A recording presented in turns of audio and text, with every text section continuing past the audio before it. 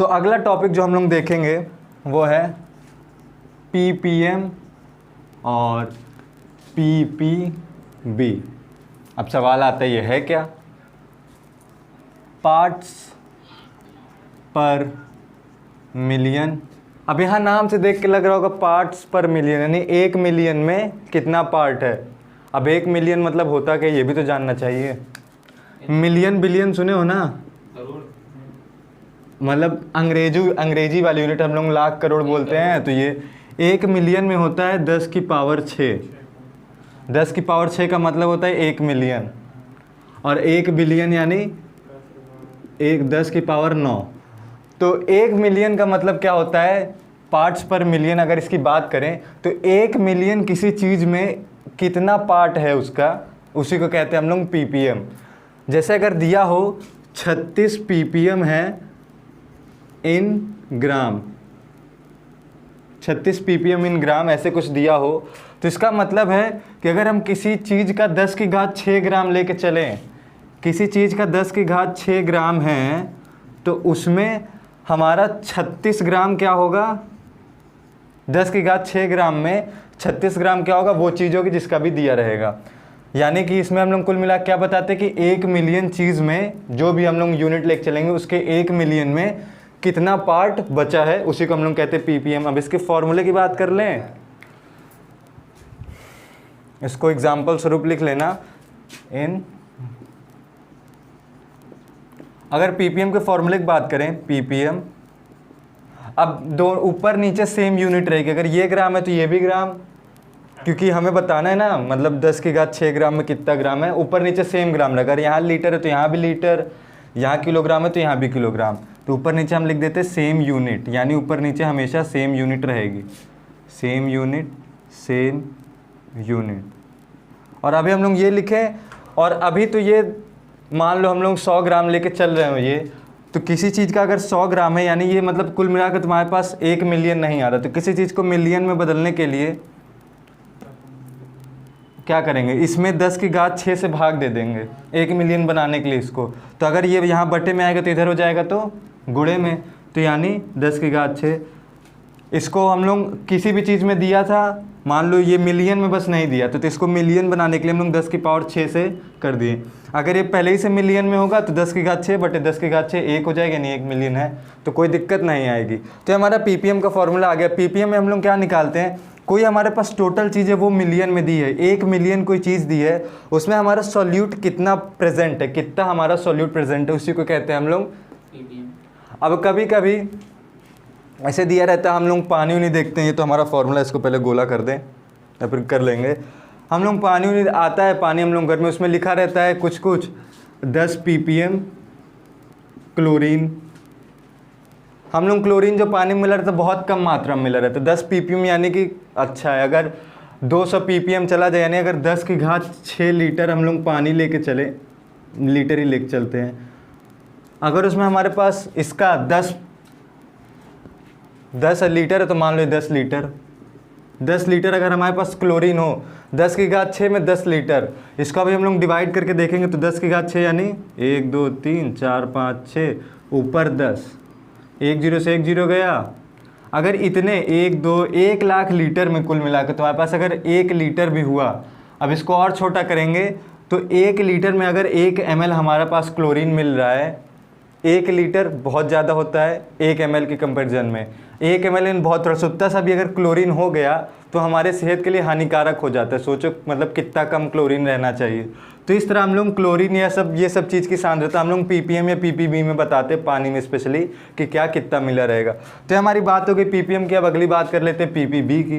PPB same है, parts पर billion, यानी 1 बिलियन में कितना है। अब 1 बिलियन में क्या होता है, 10 की पावर 9 को 1 बिलियन बोलते हैं। अब इसको और कन्वर्ट करोगे तो 1 अरब मतलब 1 बिलियन होता है, 1 अरब यानी 1 बिलियन, और 1 मिलियन का मतलब होता है 10 लाख, हिंदी में समझने के लिए।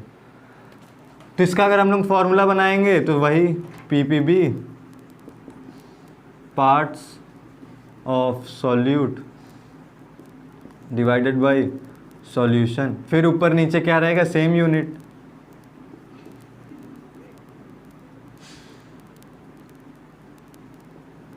और बाकी इसको हम लोग इंटू 10⁹ कर देंगे ताकि क्या बन जाए, ये बिलियन। तो ये दोनों हो गया। कोई दिक्कत हो तो बताओ, बाकी नोट कर लो। तो अभी तक हम लोग 5 ठो पढ़ चुके हैं, परसेंटेज वाला 3 और पीपीएम पीपीबी 2 पढ़ चुके हैं। अब आगे हम लोग पढ़ेंगे स्ट्रेंथ, स्ट्रेंथ ऑफ सॉल्यूशन, विलयन का बूता। स्ट्रेंथ यानी बूता ही होता है, हम जितना शक्ति, स्ट्रेंथ मतलब होता है शक्ति। हम लोग देखेंगे विलियन के अंदर शक्ति क्या है, विलियन की बूता कितना है, विलियन के अंदर बौसाक कितना है, और जो भी शब्द सिनोनिम एंटोनिम।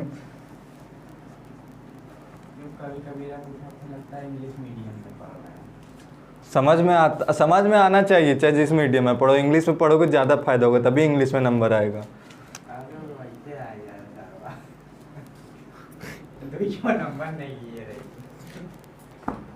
अब स्ट्रेंथ ऑफ सॉल्यूशन क्या होता है, हमारे पास 1 लीटर विलियन है। 1 लीटर का हमारे पास क्या है, विलियन।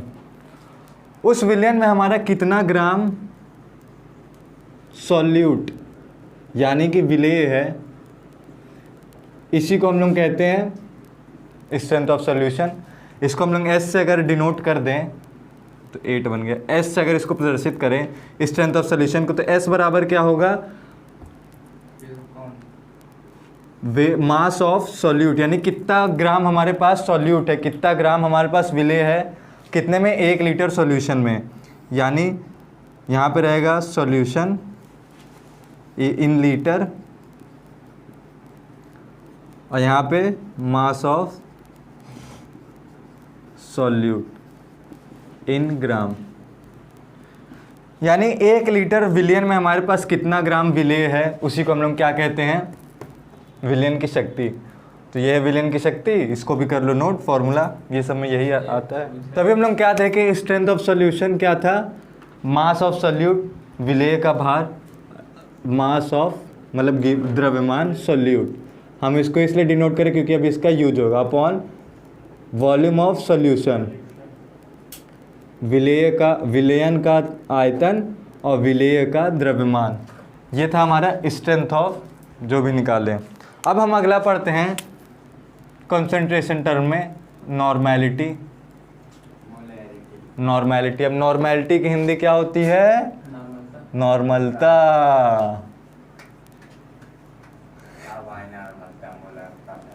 ये भी है 1 लीटर आयतन में ना। हाँ, तो अब बात कर ले नॉर्मलता क्या होती है। अच्छा, इसमें एक चीज़ ध्यान दे, इसमें क्या आया है, वॉल्यूम आया है। अब वॉल्यूम आया तो ये टेम्परेचर पे इसका प्रभाव पड़ेगा। तो इस पर भी टेम्परेचर का प्रभाव पड़ेगा, ऐसे लगा दें, टेम्परेचर का प्रभाव पड़ेगा। जहाँ वॉल्यूम आया वहाँ टेम्परेचर पे प्रभाव पड़ेगा। अब नॉर्मेलिटी क्या है, पिछले वाले एक तरीके ही, 1 लीटर सॉल्यूशन में कितना नॉर्मल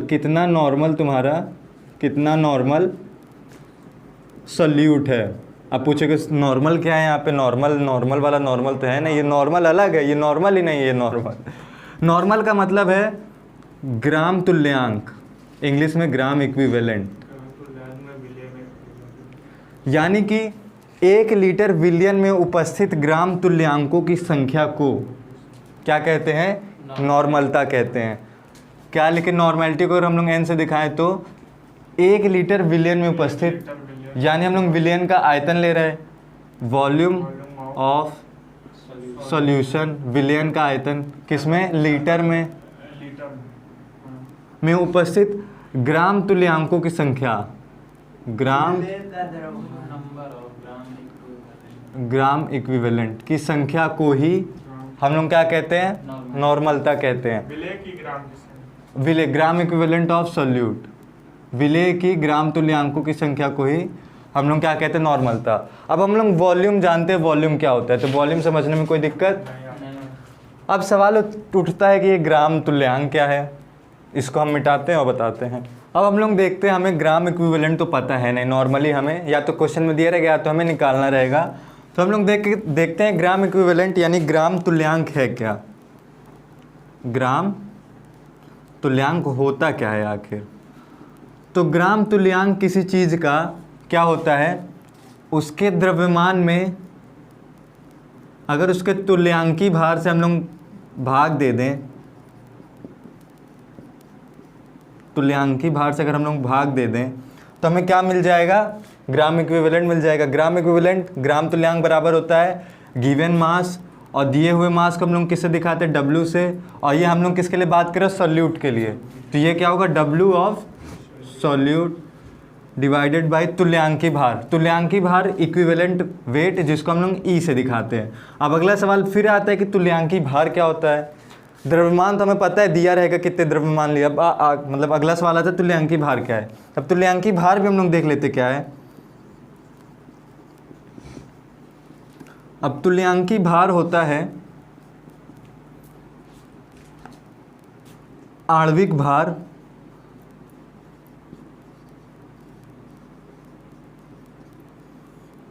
विलेय की बात कर रहे हैं तो विलेय की अम्लीयता, क्षारकता, आवेश। अब हम लोग तुल्यांकी भार की अगर बात करें तो हमें आणविक भार पता है क्या होता है, आणविक भार या फिर परमाणविक भार। आणविक भार क्या होता है, हाइड्रोजन का 1 होता है, हीलियम का 4 होता है, 2He4, हीलियम का 4 होता है, ऑक्सीजन का 16 होता है, कार्बन का 12 होता है। तो हमें आणविक भार पता है। अब हमें क्या नहीं पता, विलेय की अम्लीयता, क्षारकता, आवेश। अब सबसे मस्त बात, अगर तुम कोई एसिड डालो, जैसे मान लो हम लोग क्या लेके चल रहे हैं, सिरका को किससे दिखाते हैं, CH3COOH। अब हमारा अगर इसकी बात करें, अगर हम कोई अम्ल लेके चलते हैं तो उसके लिए हम लोग क्षारकता ज्ञात करते हैं, क्षार लेके चलेंगे तो अम्लीयता बात करते हैं। अब हमारी अम्लीयता या फिर क्षारकता क्या होता है, कुल मिला के अम्लीयता क्षारकता का मतलब होता है कि वो कितना हाइड्रोजन या फिर OH- आयन निकालेगा। इस कंडीशन में बात करें तो कितना हाइड्रोजन निकाल सकता है, 1 हाइड्रोजन निकालेगा जब ये टूटेगा। तो इसके लिए विलेय की अम्लीयता या फिर क्षारकता क्या हो जाएगी, 1। तो इसका तुल्यांकी भार तो इसके आणविक भार के बराबर आ जाएगा, तो कोई दिक्कत नहीं। हम लोग थोड़ा सा और एग्जाम्पल लेते हैं।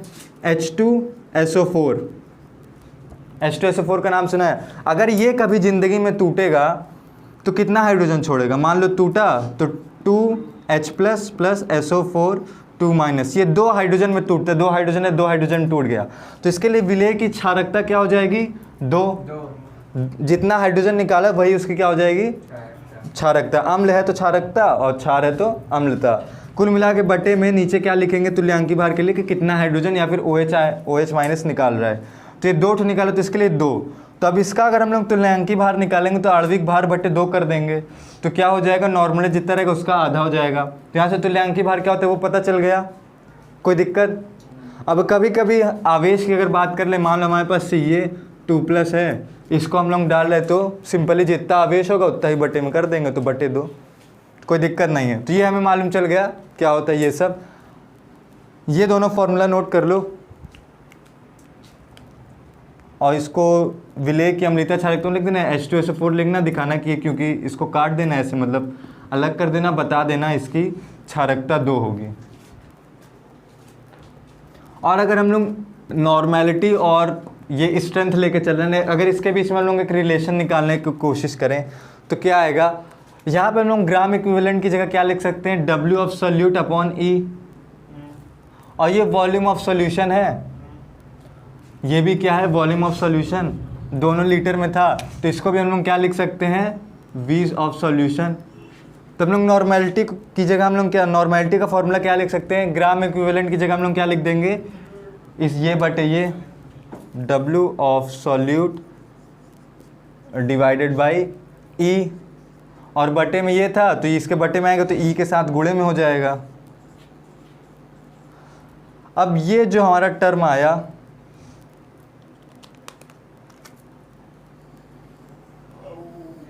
W of solute upon volume of solution, ये क्या है हमारा, स्ट्रेंथ ही तो है ये। तो इसकी जगह हम लोग क्या लिख सकते हैं, स्ट्रेंथ लिख सकते हैं।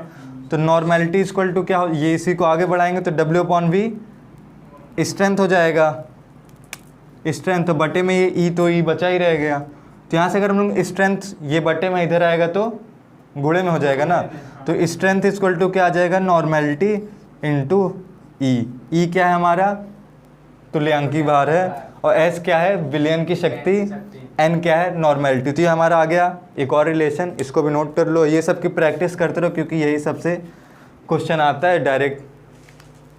सब अब हम लोग न्यूमेरिकल लगाएंगे तो इस पे लगाएंगे क्वेश्चन। तब हम लोग अपना अगला कॉन्सेंट्रेशन टर्म देखेंगे जो कि क्या है, मोलैरिटी। और मोलैरिटी मतलब क्या होता है, मोलरता, सबको पता है। अब मोलरता में क्या होता है, हम लोग फिर से लेते हैं 1 लीटर विलियन, और 1 लीटर विलियन में क्या करते हैं हम लोग, मोलरता, मोल दिख रही है तो 1 लीटर विलियन में विलेय की मोलों की संख्या, विलेय के मोल। तो सिंपल सी बात है, अभी दिन है उसके बाद होगी रात है। तो 1 लीटर विलियन में उपस्थित विलेय की मोलों की संख्या को ही क्या बोलते हैं, मोलरता बोलते हैं। 1 लीटर विलियन में उपस्थित विलेय के मोलों की संख्या को मोलरता बोलते हैं। और इसको हम लोग किससे डिनोट करते हैं, बड़े एम से, बड़े एम से इसको प्रदर्शित करते हैं। ये सब की परिभाषा लिखने में नहीं आती है मगर मोलरता और मोललता के बीच में अंतर आता है लिखने को, और वहाँ पे तुम्हें ये याद होना चाहिए। परिभाषा लिखनी पड़ेगी। 2 नंबर में आएगा, 2 नंबर फॉर्मूला लिखने में थोड़ी ना मिलेगा। एक लाइन परिभाषा लिखो, फॉर्मूले सहित, उसके बाद अगली लाइन में एक अंतर और लिख दो। और इसके मतलब की बात करें कि इसका मतलब क्या हो, तो मोलरता, molality is equal to moles of solute, moles of solute. Mole को किससे दिखाते हैं हम लोग, छोटे n से, divided by volume of solution, वो भी इन लीटर। अब कभी कभी एक चीज़ हमें ध्यान देना है कि क्वेश्चन आएगा तो हो सकता है यहाँ पे हमें ml में दे दे, तो हमें सबसे पहले ml को क्या करना पड़ेगा, लीटर में बदलना पड़ेगा। तो ये सब इकाई वाली, यूनिट वाली चीज़ों को ध्यान में रखना है, वरना क्वेश्चन हो जाएगा गलत और मिलेगा 1 का आधा नंबर। ये हो गया m। अब इसको हम लोग चलो और आगे बढ़ाते हैं, इसको भी स्ट्रेंथ से रिलेट कर देते हैं। मोलैलिटी बराबर moles of solute upon volume of solution, यही हम लोग लिखे ना। स्ट्रेंथ में भी लीटर में ही था, सब में लीटर ही में लेके हम लोग अभी तक चले हैं। स्टार्टिंग में बस जब हम लोग परसेंटेज वाली बात करें तो वहाँ पे ml में था, वो सब ध्यान रखना है यूनिट के हिसाब से। अब मोल बराबर क्या होता है, भार बटे अणु भार होता है मोल बराबर। तो इसको क्या लिख देंगे, n की जगह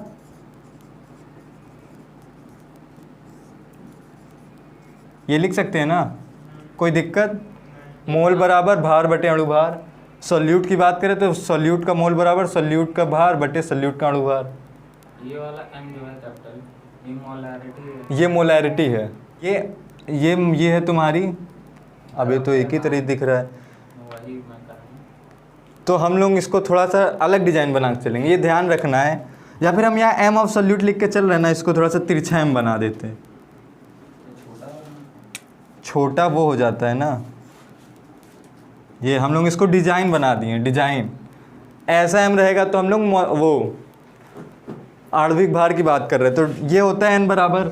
अब बटे में वॉल्यूम ऑफ सॉल्यूशन था, तो बटे में तो इस नीचे वाले के गुणे में हो जाएगा, इसमें कोई दिक्कत, तो इनटू वॉल्यूम ऑफ सॉल्यूशन। अब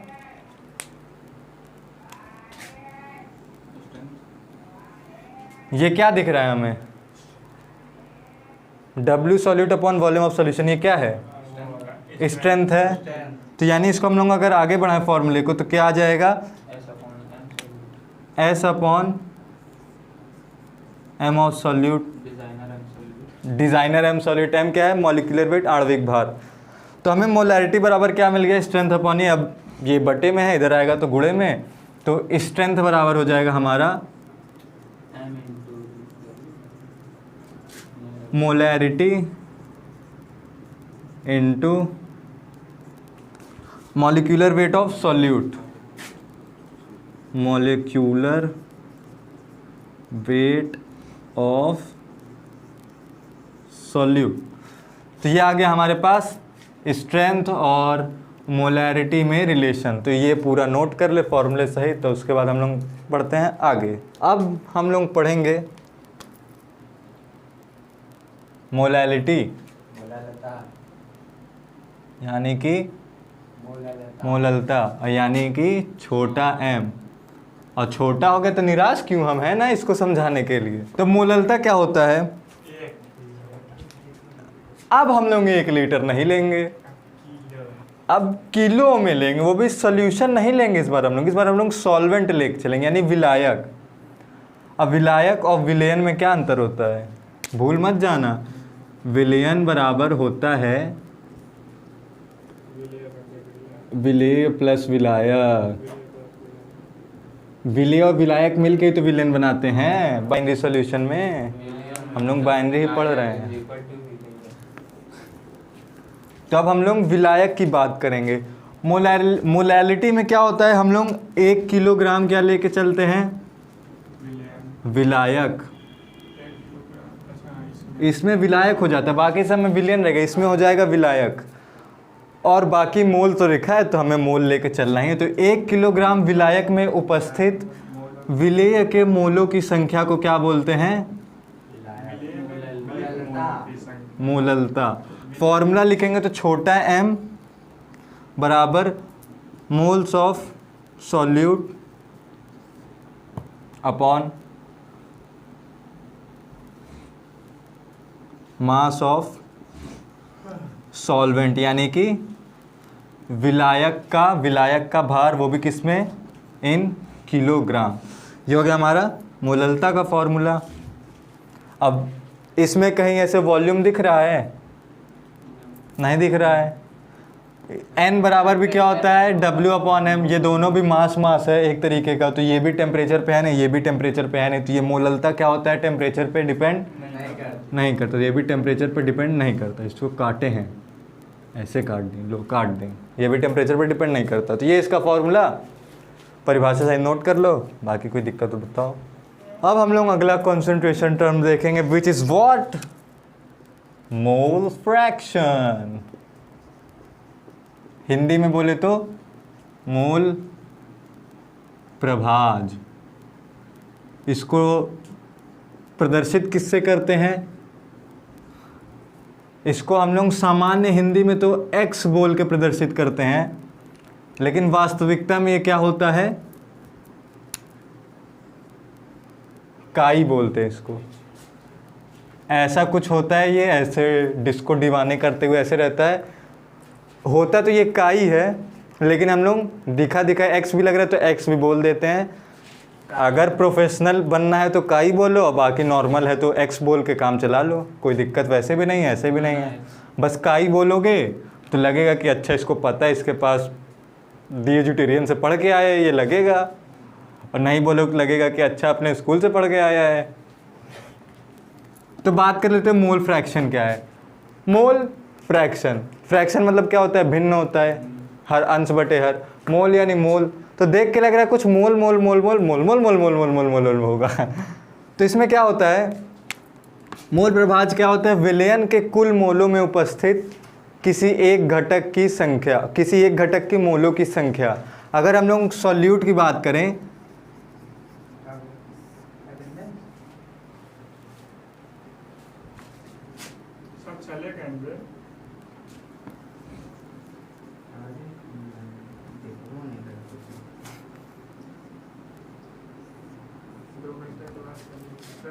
सब लोग बात कर रहे थे मोल प्रभाज की, मोल मोल मोल मोल मोल मोल मोल मोल हो जाएगा इसमें।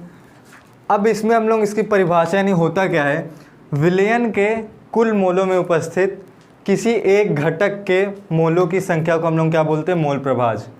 अगर हम लोग विलयन में हम लोग बाइनरी सोल्यूशन लेके चल रहे हैं, 2 घटक होंगे, या तो सॉल्यूट होगा या तो सॉल्वेंट होगा। अगर उस विलयन में सॉल्यूट के Na मोल हैं और सॉल्वेंट के Nb मोल हैं, तो सॉल्यूशन में टोटल मोल कितना होगा, सॉल्यूशन का टोटल मोल हो जाएगा Na प्लस Nb। तो इस बात में कोई दिक्कत है नहीं। तो अगर हम लोग सॉल्यूट के लिए क्या निकालने की कोशिश करें, मोल प्रभाज, इसको काई ए बोल सकते हैं और एक्स ए बोल सकते हैं, फैशन पे डिपेंड है। तो तो हम लोग एक्से बोलते हैं क्योंकि ये ज़्यादा याद रहेगा। काई बस याद कर लो, कहीं फैशन देना होगा तो वहाँ पे।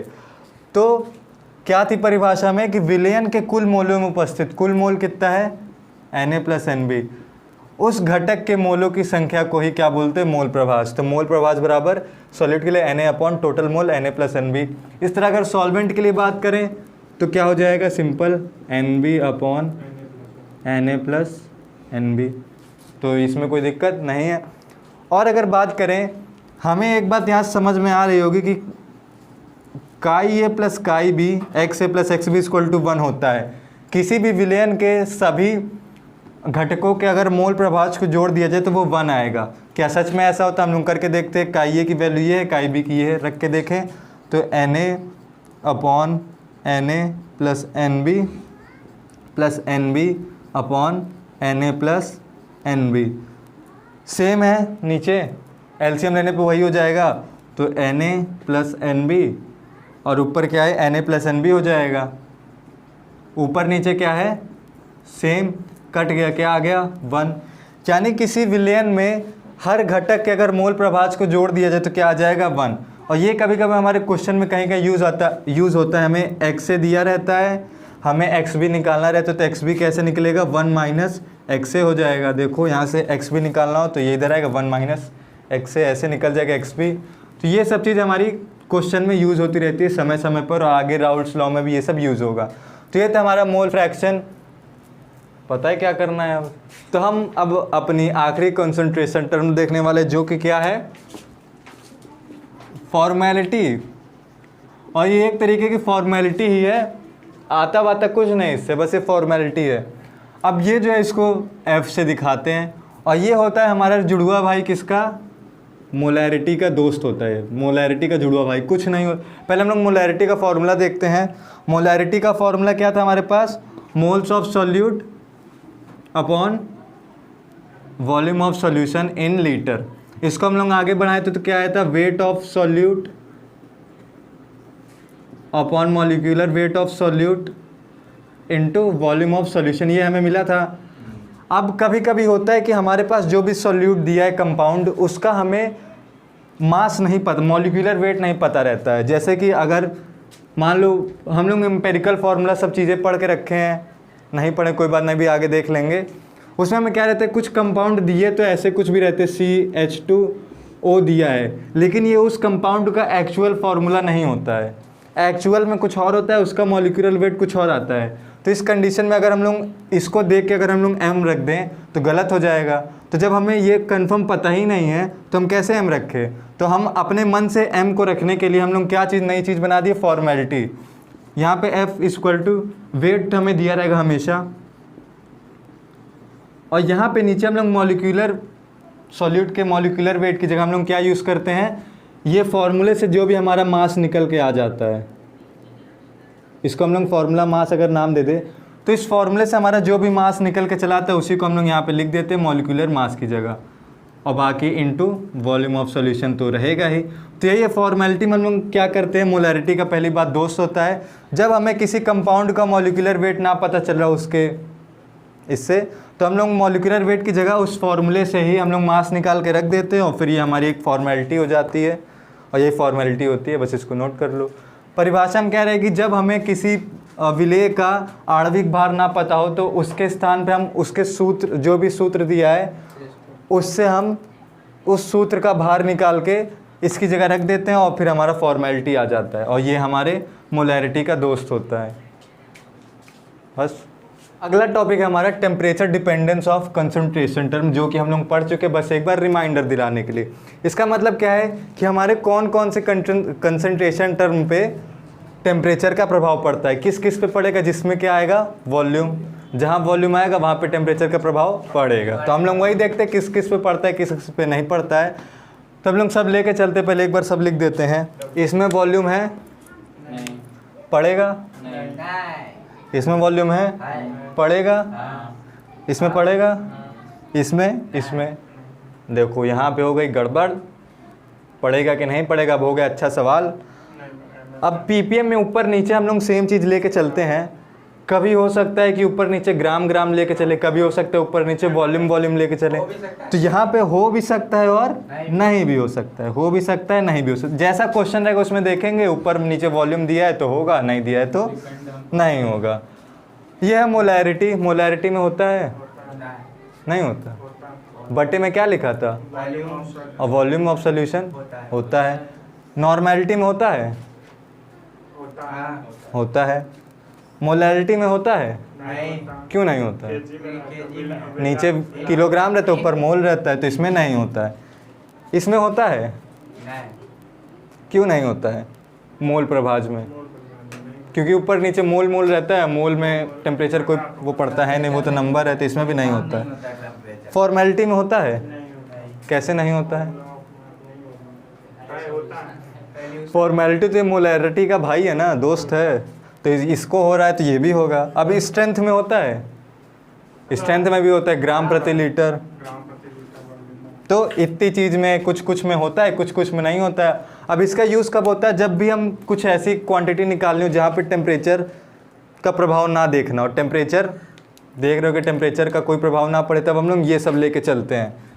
यही दोनों मेनली लेके चलते हैं ताकि उस पर टेम्परेचर का प्रभाव ना पड़े। तो बस आज इतना ही। कल इस पर हम लोग करेंगे सवाल, और इसको ऐसे लगा के टिक मार्क कर ले, नोट कर ले, और बाकी मिलते हैं कल। छुट्टी।